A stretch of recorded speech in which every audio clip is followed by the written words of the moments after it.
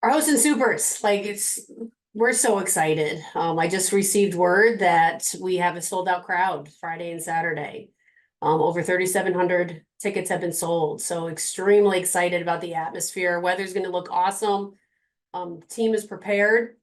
I mean, there isn't anything that anybody can do at this point that we haven't been prepared for all season long. And, our conference prepared us for this moment, and just the regionals itself, we know it was a grind. It was a really, really tough battle that we went through. And I'm just so unbelievably proud of the adversity that this team faced and didn't falter, and just extremely determined, and probably one of the best performances I've ever been a part of as a coach.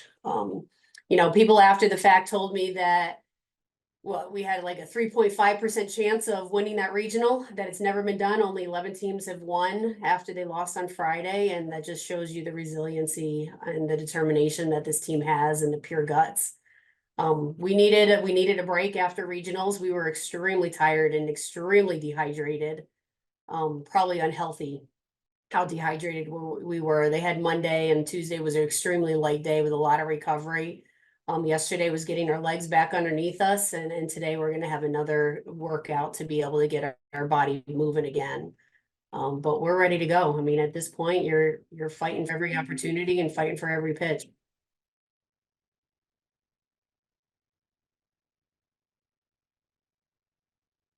Larissa, what did you learn about Lauren last weekend? I mean, I know she was your number one pitcher, but did you know she had that in her? And does it change how maybe you approach your pitching staff going into this weekend? Um, I want to say I think they all have it in them. Because they're extremely competitive individuals. And when sometimes you're faced with that adversity, it brings out the best in you. So I've seen it. I saw it early on in the year against Clemson. Very similar. I've never seen it at this level, to be able to throw 4 games in 2 days at the level that she did, in the conditions that she did. She just willed herself and gutted herself. And, she and I talked yesterday, and also talked a lot Monday and Tuesday about how she was feeling and her experiences. And she's just said the adrenaline got her through it. Like, she was fighting every single pitch for her team. But really remarkable that the body of work, like, for anybody to be able to withstand and do what she did, was extremely impressive. But I mean, all her whole entire career, she's wanted it. She's wanted this opportunity. She's always wanted to be the number one, always, since she stepped foot on campus. And then she was just surrounded with people that, like Jordan Weber in particular, had a real hard time throwing back-to-back days. So Jordan was in a much better position to throw Friday, Sunday. But Krings has always had that mentality where she's wanted the ball. Go for it, Brandon. Larissa, can you kind of speak on how you've seen kind of Lauren progress this week, kind of following that performance? Also, Julia too, because obviously catching in that heat for those 5 games obviously is a tough task. But how have you kind of seen them rebound from kind of that performance? Yeah, and their seriousness of purpose um is there. Like, Krings knows what she did. She knows how her body felt, and she understands that she has to really pay attention to get her body recovered. And that's kind of a difference that I've seen. Like, early on in the year, you had a lot more downtime. You could maybe neglect your body a little bit more because it wasn't the same level intensity. Like, she knows we win or we go home. So she spent a lot of time in the training room working with our trainer, working with our strength coach.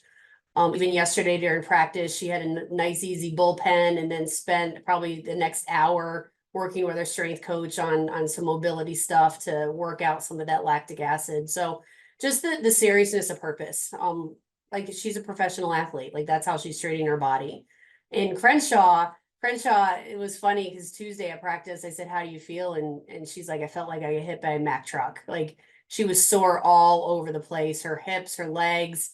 She said her left tricep, because she had to frame so many pitches, was on fire. So she had to really work that out. But I mean, you could just see the exhaustion. And I'm going to talk in particular about Crenshaw. She came up to me before that ninth inning of the last game, and she said, "We need you to rally us. Like, they could feel that they were just starting to fatigue out. And it was just getting harder and harder every single inning. And she came to me and said, "We need you to bring the team in. We need you to get in our face. You need to rally us because we need a little bit extra right now." So for her to recognize that she was fighting every single ounce of energy that she had, to be able to put the team ahead of everything, to realize what the team needs, just shows you the leadership that we have and the awareness that everybody was feeling the same thing.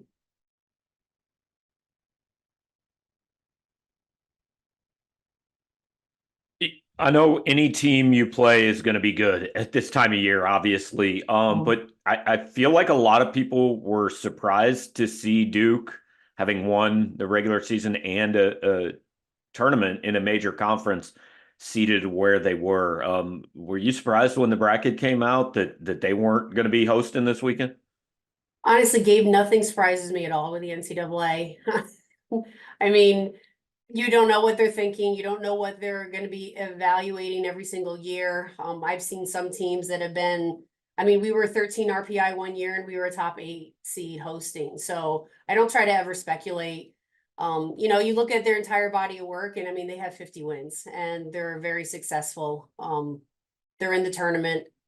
I don't know how much more you can really dig into it. I mean, people talk about their strength of schedule, but you don't win 50 games just by a fluke. And yeah, they're extremely successful team and in a really, really tough conference. And I know that they're going to come in here and they're going to be highly competitive.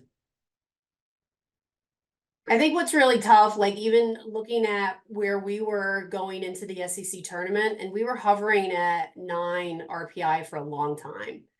And I didn't project that we would be able to get any higher because the teams ahead of us were so successful. We made a great run during the SEC tournament. We got as high as 5 at one point, but it's really hard to build yourself up when the teams ahead of you are also winning. So I don't know when you look at Duke, if there's other factors going into play rather than just winning percentage in terms of away from home and strength of schedule, things that came into play there. Larissa, obviously last week you had to prepare for 3 teams. Now you have to prepare for one. How does that kind of feel? But also when looking at this Duke lineup, what are you kind of knowing that the pitchers are going to have to do to attack this lineup? From a scouting standpoint, it's a lot easier to prepare for one than it is for 3.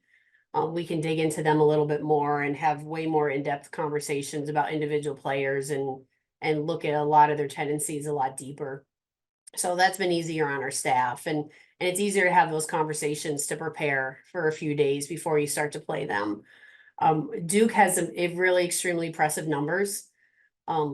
They have a lot of power at the top of the lineup. I think Claire Davison is one of the best hitters in the country. So she's one of those that we've circled that we've said, don't let her beat you. So we're going to have to be extremely careful with her and keep her off balance. And that's going to be really important. But I mean, I have complete faith in our pitching staff and we've faced potent lineups before. I mean, that's pretty much our conference. But the biggest thing is how we're going to be able to score runs because they have 2 really strong pitchers that are tough. And we have to be able to, one, swing at good pitches. And if we start expanding and chasing balls out of the zone, we're not going to be very successful. So that's going to be the real key is controlling our offense and being able to manufacture some runs and having some quality at bats early on. I think one thing that really stands out with Duke is they score a lot of the runs late. And I think that works well for our pitching staff because other than this weekend, we don't really rely on one arm to go the complete game. Like we have multiple arms that we can be able to, and we've been doing that all year long. So just bringing that to everyone's attention that we're not afraid to make changes because they do score so many runs late. Coach, during regionals, how much do you think it paid off for your pitching staff being as fresh as they were throughout the season, innings wise, and how much of advantage do you feel that is heading into super regionals? I think it was a huge advantage from the start of the SEC tournament going forward. Because our pitchers were extremely healthy and fresh. They have not been overused all year long. And I've made reference to that a lot. Like Krings had 111 or 117 going into postseason, and a lot of our opponents were about 175, 180. That's a huge difference in workload. And I think that really shows that Krings was able to do what she was able to do because she wasn't overworked and she wasn't fatiguing out towards the end of the year. Even you look at McCann and even Harrison. Harrison's right around 100. And McCann's well below 100. I mean, they're extremely fresh. And when we have bullpens, they get stronger the more consecutive days they throw because of how fresh they are. You told us last week how important it was to win game one and avoid, putting your backs against the wall and all that. This team has really seemed to almost play its best when their backs are against the wall. But going into this weekend, I mean, is that mentality still the same? Like, hey, even though you've seen them do it, you'd much rather see them try to play from ahead. Yeah, no, and I would not prefer to have our backs up against the wall. It's a tough feeling, and you're living and dying on every single pitch could make or break your season. I would much rather go out and win game one. But again, like the resiliency, it's okay if we don't. It's okay if we fail because we rebound extremely well. And that was really it was really special is after we lost Friday, game one in regionals, the response from my community, and I'm saying like Coach Drinkowitz and Coach Smith and a lot of my fellow colleagues in our sport, they're like, you guys have always rebounded after a loss. Like you guys get on a roll, like you're going to be okay. And for people to be able to realize that and recognize it and kind of like reassure us that we are a very resilient team, even though our team already knows it, is helpful. Coach, one player who's been able to make an impact for you as of late that I feel has kind of gone under the radar is Claire Cahalan, now in that starting role full-time in left field. What kind of inspired you to make that decision, and how do you think that's paid off as we look at the SEC tournament and then now regionals? I mean, we're getting a lot of offensive production out of that spot. We tried multiple people with Shantice Phillips and Maya Dodge, and Claire has been extremely impressive. I think what gets unnoticed a lot is her range and her ability to run down some balls. I mean, there's been some balls that have been hit that her reads off the bat are extremely impressive, and she's in perfect position to make those plays, and she's making a lot of really difficult plays look easy. Even though there was a low line drive that she had this past weekend that she laid out for, and could have made the catch and would have been an unbelievable play, but kept the ball in front of her. So it's just that gutsiness and that willing to be able to sacrifice yourself for the team. But she adds a little bit different repertoire to our lineup. Being at the bottom and a slapper and getting herself on base, that helps. It takes the pressure off of Langer, where she was at the bottom of the lineup, and then also sets it up for the top of our lineup, and just has been really effective. Larissa, you mentioned obviously taking maybe some words of advice or just things like that from Coach Drinkwich, Coach Smith. Just what is it kind of like having a group of coaches that are so tightly knit like you guys? Just kind of being able to kind of turn to that. And what advice maybe have you taken from other coaches, maybe on at Missouri or maybe other places that have kind of been able to help you apply here in playoffs? The biggest thing is when you're a coach, sometimes it's the loneliest place in the world. And you're always under a microscope. You're always picked apart regardless of what you do. I mean, how many people did I have thrown out at home plate this past weekend? And when you have coaches that understand what that feeling is like, it gives you a support system that you can talk to someone, or they can just give you a little bit of advice or encouragement to help realize that you aren't alone. And that's what Coach Smith and Coach Drinkowitz have really provided to me all year long, and wins and losses. And, everybody's going to want to jump on your bus when you're winning, but they've always been there when we haven't been. And they're extremely supportive. But when they're just as excited about our success as you are about your own program, it's extremely special that it's a full team. Like here at Mizzou, it's about the full team. It's about our athletic department and supporting one another, because it's not one program. One program's not better than anybody else. We're all in this together, and it brings recognition and notoriety to the entire university when we're competing at this national stage. And I think it also, at the same time, it helps all the other programs to realize that it can be done by everybody. that if you get the right people in the locker room and and your staff and in the room, that every program here at Mizzou can be highly, highly successful. I don't know what your other question was, Brandon. I'm sorry. No, you're pretty good. I was just asking pretty much what advice, but you kind of answered it, so thank you. Yeah. Coach Anderson, it's easy to not think about looking forward, but obviously the stakes are high this weekend. And I think what would it mean to you and your team to have the opportunity to head to Oklahoma City to be in the Women's College World Series for the first time in over a decade? That's what you're playing for this week. Yeah, and it's every girl's dream. I mean, every softball player from the time they pick up a ball is everyone's dream to play in the College World Series. And you ask anybody what their goal is, and it's to go. And here we have an opportunity to make that dream come true, but we can't focus on that. Like, we have to focus on one pitch at a time, one inning at a time, because we know what's at stake. You know, you're playing in an SEC championship, you know what's at stake. You want to hold up that trophy. We're playing for a regional right now. We know what's at stake. And Duke has been to the Super Regionals 3 years in a row. They know what's at stake. I mean, they have that feeling. Every senior on that team has had that feeling of not going. So only our seniors have that feeling of when they were freshmen of not winning the Super Regional to go to the College World Series. So it's one of those things that we can't talk about. We can't emphasize. We can't dwell on the fact that we win this, we're going to the World Series. We have to win every single pitch and every single inning to have a chance to be successful. Coach, recently Bleacher Report called Duke the best team not to be hosting a regional this weekend. The NCAA softball recently re-ranked Duke ahead of Missouri in their most recent power rankings of sort. What are your kind of thoughts to being viewed as some sort of underdog despite hosting the regional this week? I think we've been an underdog all year long. I mean, polls don't dictate results, and polls are just sometimes popularity contests, and maybe Duke's more popular. I mean, honestly, I really don't care, and the game doesn't care. And when the pitch is thrown, the pitch isn't saying, well, Duke is ranked this and Mizzou's ranked this, so I'm going to do something different. Like, we got to compete and we got to fight. And at the end of the day, whoever's going to have more opportunities and who's going to win more pitches is going to be the more successful team. But the polls don't care.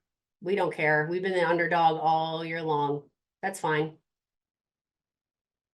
If you look at the way your team played in the SEC title game against Florida, and then the next time they had a do or die day, the way they played, what do you think you guys learned between those two experiences, or is it as simple as you just played better one day? I felt like, well, the SEC tournament, that championship game, 4th day in a row. I think that played a big part. And I do think we were a little tight. Like, I do think, and the team doesn't feel like they were tight, but I do think we were a little tight and we weren't playing free. And we play our best when we have fun. So I need to make sure that I control my emotions and I let them have fun. That if I'm uptight, they're going to read me. So I'm joking around a lot more. I'm doing stupid little games in the dugout a lot more to keep them loose and to keep them relaxed. So they don't feel the pressure of what's at stake. And that's really important. And like I said, at the end of one of the regional games, and I think it was on Sunday, regardless of what the result was, I was so extremely proud of the team. I was so proud of how they performed and how they competed. And the result just adds to it. But they give everything they have all the time. And regardless of what's going to happen at the end of this weekend, I'm proud of them either way. Like, no one picked us to be here. Where were we picked in the preseason, the SEC? Like 10th or 11th? And no one figured out that we would be able to be this successful other than ourselves. And that's really all that matters. Coach, what do the conversations kind of look like between the seniors who have been there before with the rest of the team who hasn't had the opportunity to participate in a super regional? You know, they started early on, and I don't think that the conversations are going on anymore because it was more about the atmosphere. And we've had that atmosphere all year long, from regular season games against Florida and LSU to hosting regionals to now hosting supers. Like, the atmosphere has been electric. And that was probably the most profound statement and experiences that our seniors passed on. And you have to remember too, when our seniors were freshmen and we hosted in 21, it was right after COVID. So it was the stadium opened up to 100% capacity. So it was the first time ever that they played in a packed stadium. So those were the memories that they remember the most about how loud it was, because they've never ever played in an environment that electric ever. But again, when you're having 3,700 at home games in the regular season, then it becomes almost second nature and expected. And I think that's where we have an advantage against Duke. I don't think they've played in an atmosphere. Their last 3 super regionals have all been at home, and their stadium does not come close to the capacity that ours does. Larissa, on that note, how much of an impact did it make last week? Just having that fan base there, especially in the elimination games. It plays a huge role. I mean, there were a number of times, and I know how hot we were, and I know how hot our fans must have been, but there were times that I'm trying to get the crowd going because we needed them. Like, we needed to feel their energy, and it's the same thing. Like, they need to help us, will us to give more, because when we're fighting like crazy physically, they can sometimes give us a little bit more inspiration.